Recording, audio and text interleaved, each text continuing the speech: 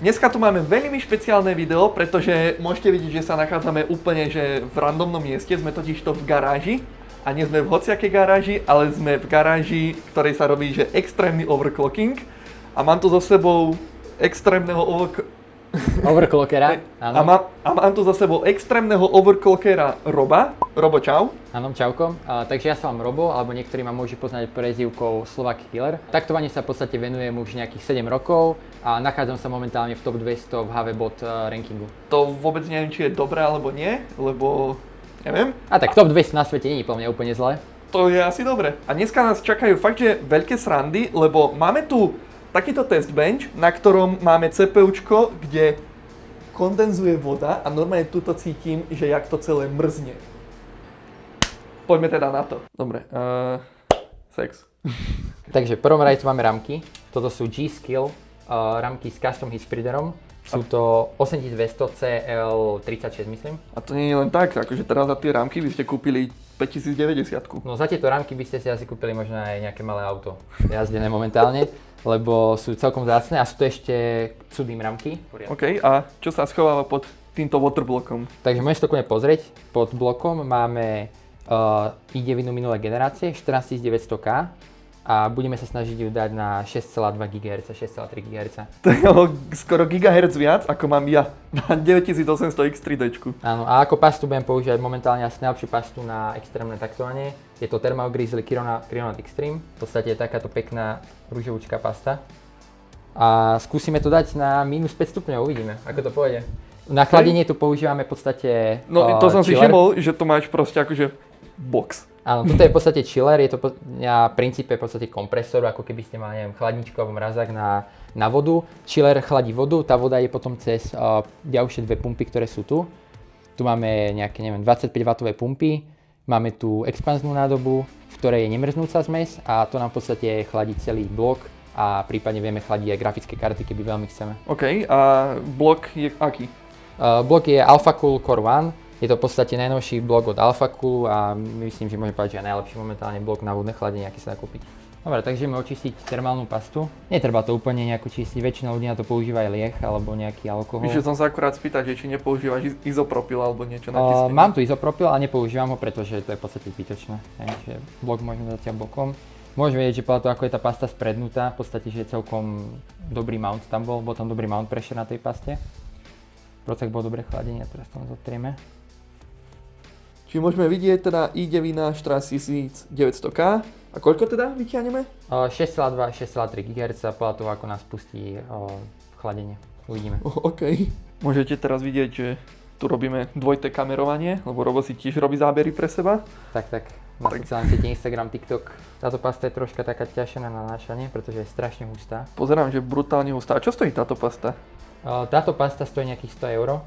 Čo, prosím? Čo je cca, myslím, že to je nejak cez 3 € na gram, alebo koľko to je momentálne. Ideálne, keď nanášate takéto tuhé pasty, ho teraz úplne pokazil, tak treba nanášať tak, že najprv zohrejete.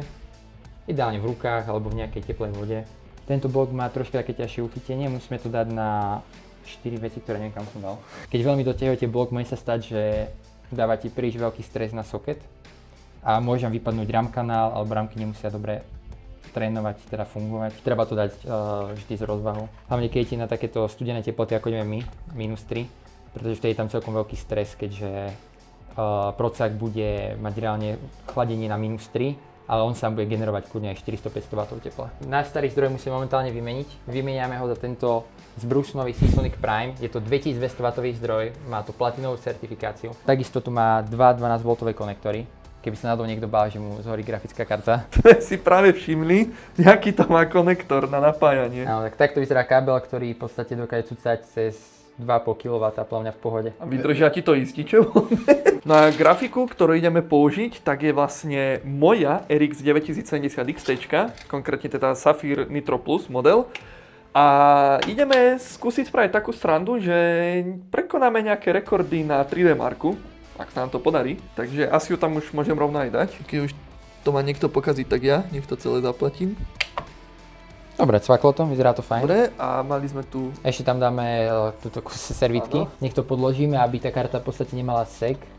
To nevytváralo stres na PCI konektor. Takto. A pekne A drží. nemala sex. Smiem mať tú česť? Kľudne, stlač štart, idem na to. A ja že bum, bum, bum. Tu začal robiť zvuky. No, zapli sa pumpy, obidve. Nie, akože ja ho dám, takto ho dám. Vlastne takto ho dávam aj u seba doma. Skúsime ísť do biosu rýchlo. Nice. Ej, Dobre, postli sme. Dobre, takže v podstate momentálne sme loadli profil. XMPčko síce tu je nastavené, ale nie je aktívne, to my vôbec nepoužívame. Máme tu nejaké BCLK, troška dvihnuté, to je úplne v poriadku. Ramky nám bežia na 8400, čiže celkom napálené by som povedal. V podstate používame 1.40, v podstate 3 V-Core voltage. Dobre, takže zapli sme chiller sa v podstate vychladil. Máme tu ukázanú P1. P1 znamená, že sme pod nulou, sme v rozmedzi medzi minus 3 až minus 5 stupňov. Na procesore máme momentálne 13 stupňov, čo je veľmi dobrá delta medzi procesorom a chladičom. A momentálne môžeme dať F10. Všetky settingy, ktoré sme vám ukázali, sú loadnuté v podstate. A môžeme ísť pomalinky do Windowsu. Mu to crashlo zase na 16, musím dať retry. Chceš nám niečo viac povedať k tvojej klávesnici? Tak toto je v podstate tzv. Corsair China Special, keďže máme čínske keycapy a máme tu nejaké rúžové Hello Kitty, nejaký health bar alebo čo to je, nejaké srdiečko. Správna overclocking klávesnica. Imidžovka. Počkaj, to čo je? Ja že ideme do Windowsu. Toto je tzv. Špeciálna overclocking verzia ruského Windows 11.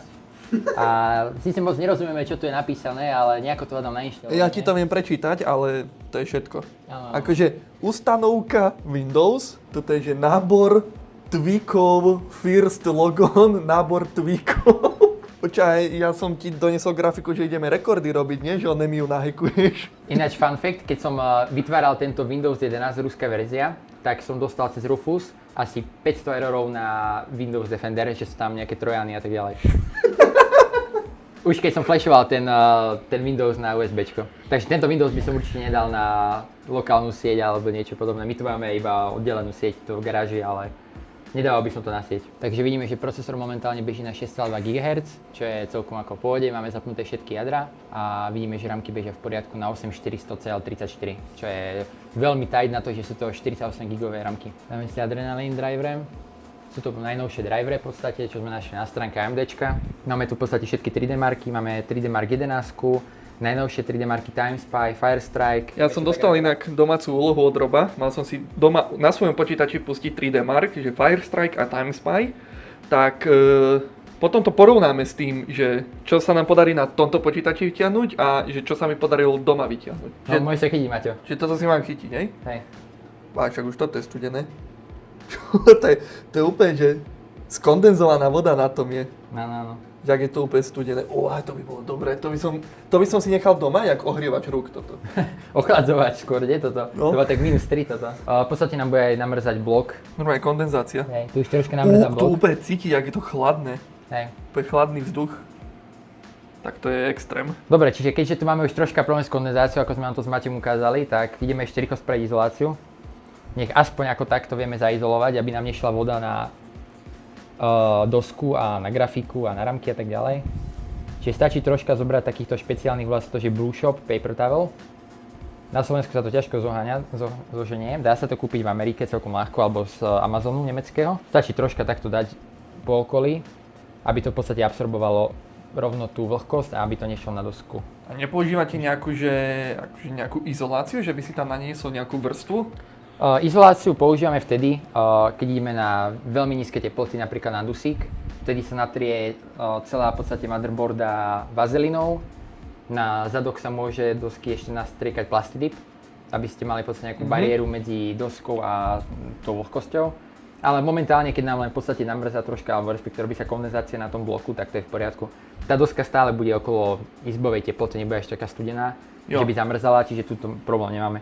Grafiku máme v podstate na vzduchu, čiže to tiež nie je problém. Čiže ideme pustiť teda Firestrike, čo je že starý DirectX 11-kový benchmark. To je, ja neviem, ešte z 2011 možno, ak nie staršie. Veľmi starý benchmark, hej. Ale bude to ako taký dobrý baseline, čiže môžeš asi pustiť. Môžeme stačiť run a uvidíme, čo to dá za skore. Vlastne máme tu CPUčko teda nataktované, ten chladný vzduch často ide, to Je je to úplne cítiť. super. A grafiku máme, že na úplne defaultných nastaveniach, čiže vlastne na tom istom, čo ja používam doma. Áno, v podstate len skúšame, že či to je v poriadku a máme nejaký base run. Môžeme vidieť, máme nejako, že 250 fps, 270. Vlastne na týchto istých hodnotách to oscilovalo aj mne doma. Ale toto sú vlastne, že čisto GPUčkové benchmarky, takže CPUčko to nemá ako ani veľmi ovplyvniť. Tu máme teda CPUčkový benchmark, ten nás spraví najviac. Aktuálne to beží, že 180-190 fps, 200, okolo 200 to osciluje. A ja si musím spomenúť, koľko som mal doma, lebo som to zabudol. No, takže máme výsledné skóre Firestrike, že 48 440. To je dobre či nie? To je celkom dobré skore si myslím, akože troška nám to ťahá rýchly procak, ale aj tá grafika nie je zlá. Lebo- Ak vytaktujeme ešte viacej, tak si myslím, že dáme kľudne 50 000 Lebo možno. ja si pozerám svoje skóre a ja som mal, že 48 787. Celkom sa to zrýchlilo, by som povedal. Či koľko si mal? 48 787. Ukáž to? A máš niekde ony? Počkaj, máš No jasne, ja dám, že details. Poď aj tu. Počkaj, s bo kamerou. chceme, že na čom strácame. Či No mu vadí tá- ideme zistiť, Počkaj, tu tu. mám, aha. Grafik skôr 63 A ty si 000 tam mal? a tu je 64. Nie, tu je kombajn určite, ukáž. Hej, Áno. musíme dať rerun, toto nič. Čiže nejaká chyba tam nastala pri tom combined teste. Robo hovorí, že to je... Áno, je to Normálne? celkom notorická známa vec, že Firestrike má ten combine test taký, že niekedy viete dať 20 000 a niekedy dáte 10 000 bodov. Takže ideme skúsiť rerun a dúfame, že to bude teda rýchlejšie a lepšie. No čiže zbehol nám, že tretí pokus, lebo druhý mal nejakú existenčnú krízu. A už máme vyššie skóre, už máme, že 51 327, čiže sme si pomohli o 2,5 tisíc. Grafika nám, že brutálne vyskočila na 68 000, ja som mal predtým, že 63 260. A stále je stok tá grafika, ešte sme sa ani Áno, nechytili. a to je halu, že úplne presne 68 000. No režu. Jak grid na šerbeľ. Physics score 61 900, to sa nemusíme baviť s mojimi 37 968. A combined score, ten nejako pokulháva, ten je že 16 584. Ja som mal, že 21 320. To môže byť kľudne aj vec driverov, môže to byť kľudne vec Windowsu. Môžeme dať viac ráno a uvidíme, kam to dostaneme, alebo v podstate môžeme rovno ísť na taktovanie grafiky a skúsime brute forcenúť to skore. Tak skúsme brute force score, dostať z toho čo najviac. Grafička moja, teraz sa ideš troška zapotiť, ale ja ti verím, ty to dokážeš. Sensible bar je disabled.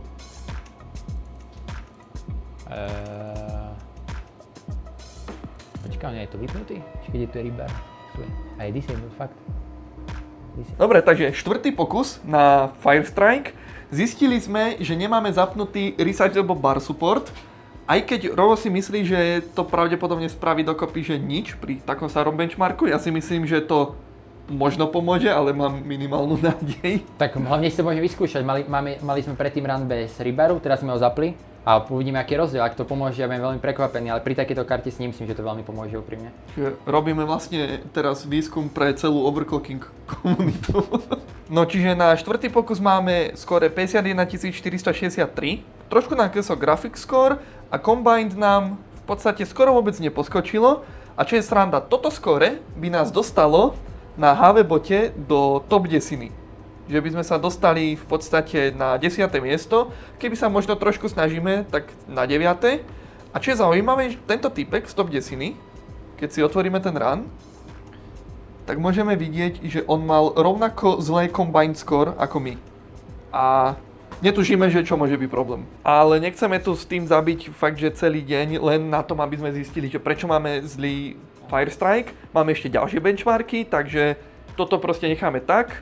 Podskočili sme a ideme ďalej. Počkaj, čo som... Strapatý si jak kopa. Ty si strapatý. Lepšie? No, ani ne, ale pôjde. Bože, tak čo mám urobiť? Nechaj tak, Ty Mateo. sa ostria. Dobre to je. To už neupravíš. Hej, blbo budem vyzerať vždy. Všimol som si inak túto skrinku celú, ktorá je vlastne oproti tomuto setupu a vidím tu, že nejaké grafiky, polovica ani nemá ventilátory, tuto vidím normálne, že diamanty na ramkách, CPUčka. Vieš nám k tomu niečo povedať? Môžeme si to kľudne pozrieť. Tak CPUčka by som začal nimi, lebo to sú také celkom nudné. V podstate tu máme, pozrieme sa, i7 2600, to je v podstate zamknutý prosák.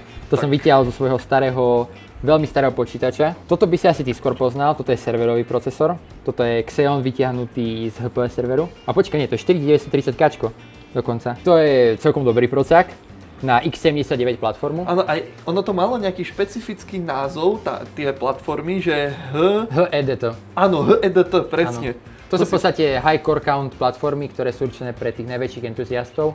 To sú v podstate X79, X99, X299 a tak ďalej. V podstate v dnešnej dobe sú to AMDčkové Threadrippery a Intel má vôbec ešte? Intel už v podstate tú platformu ako keby zavrhol a už má iba v podstate také tie ProGrade Xeony, Sapphire Rapids a tak ďalej. Tu sú nejaké že ramky. Ramky si môžeme kľudne ukázať. Toto sú celkom dobré ramky, sú to BDI, Samsung BDI ramky. Je tu aj napísané v podstate, že čo dávali tie ramky. Tieto ramky dávajú 4000 MHz na časovaní 12.11.10.24 a potrebujú 2 V na to. 2 V? Samsung BDI sú známe tým, že tieto ramky, respektíve tieto ICčka, ktoré sú v týchto ramkách, vydržia veľmi veľký voltage a môžete ísť kľudne až cez 2 V. Prečože Trash Edition tým pádom? Trash Edition pretože tieto ramky nedajú nad 4000. 4000 je ich maximálny limit. A dostávame sa tým pádom k týmto ďalším ramkám. To sú tie diamantové. To si kľudne zoberaj tie jednu, takto do ruky, aby sme to pekne ukázali. To jak cool vyzerá. Toto sú špeciálne G-Skill Royal edícia. Je to edícia, ktorá má v podstate takéto ako keby kryštáliky. V nich sú inak RGB svetla, čiže to proste pekne svieti, keď to zapneš. Je to pekne farebné. A toto je myslím, že 4000 CL14 bin? Hej. 4000 CL14 a je to veľmi rýchly bin. Je to jeden z najlepších binov na DDR4. Je to v podstate BDI takisto, ako hentie, len tieto používali A0 PCB a toto je A2 PCB. Je to najnovšia PCBčka a sú to v podstate najlepšie BDI, ktoré sa asi momentálne dajú kúpiť. A dali kúpiť. No a ešte teda sú to aj že grafiky? Áno, takže máme tu 8800 GT, máme tu 780 Ti. To inak, tuto si dovolím vytiahnuť, lebo tento chladič, presne tento chladič som mal ja na svojej GTX 760. Ak sa mi podarí nájsť fotku, tak som ju to teraz plesol, ak som ju nenašiel, tak bohužiaľ je už navždy stratená. A ja si pamätám, že to bola špeciálna 760, lebo bola 4 gigová. Väčšinou boli len 2 gigové. A vďaka tomu, že som mal 4 gigovú kartu, ja som strašne dlho mi vydržala. Ja si pamätám, ešte Quantum Break som na tom drtil, čo bola už na tú dobu bola že dosť náročná hra. A ja som si proste užíval dlho 760, lebo 4 GB rámky. Dobre, potom ďalej tu máme, myslím, že toto je R9 280X, toto je R9 290X, toto je HD 7950, to sú 3 AMDčky, čo mám v podstate. Toto je myslím, že GTX 1060, to nie je nejak moc zaujímavá karta. Potom toto by som len rýchlo ukázal, toto je GTX 680, je to veľmi pekná overclocking karta, ktorá je pripravená na tekutý dusík, aj bola na tekutom dusíku. OK. Je to v podstate Lightninga. Veľmi pekný model GTX 680, asi najlepší. A dal som s ňou asi druhé alebo tretie miesto na Firestrike. To je od akej značky? Od MSI. Je to MSI Lightning. OK. A ako poslednú kartu by som ukázal túto. Táto je po mňa najzaujímavejšia, je najviac namodovaná. Hneď môžeme vidieť, že troška kábliky. Je to v podstate RTX 3090 EVGA, ktorá už bola opravovaná, ak môžem takto ukázať, tak tu v podstate pekne vidno, ako jedna stage nám vybuchla a museli sme ju v podstate vybrúsiť z PCBčky. Aha, vidím. Čiže jedno VRM-ko je tu mŕtve, ktoré bolo aj odpojené potom. A je troška modnutá, áno. Troška tu idú kábliky na voltage control. A myslím, že je to asi taký najzaujímavejší kúsok z mojej kolekcie kariet. A vieš nejako v rýchlosti povedať, že jak fungujú tieto kábliky, že čo s tým robiť? Áno, tak v podstate klasika, toto je v podstate napájanie, myslím, že toto je 12V a 5V alebo čo to je. Toto je ZEM a toto ide na v podstate ten integrovaný kontroler, ktorý je na PCBčke a tento pin na tom kontroleri dokáže ovládať voltage, dokáže ovládať v podstate voltage na jadre. Vieme si nastaviť presne, koľko chceme, aby do jadra išlo, vďaka tomuto módu. Tento kábel sa ešte pripojí na taký mikropočítač od Elmore Labs, tuším, a volá sa EVC a cez neho to vieme digitálne ovládať. OK, tak to je fakt cool, lebo nečakal som, že nájdem v živote, alebo teda, že uvidím v živote grafiku, z ktorej trčia káble. U overclockerov sa nájde všeličo. To verím. Čiže teraz ešte ideme skúsiť nejakže pretaktovať grafiku, respektíve ju undervoltnúť. Uvidíme, či sa nám podarí zlepšiť naše grafické skóre.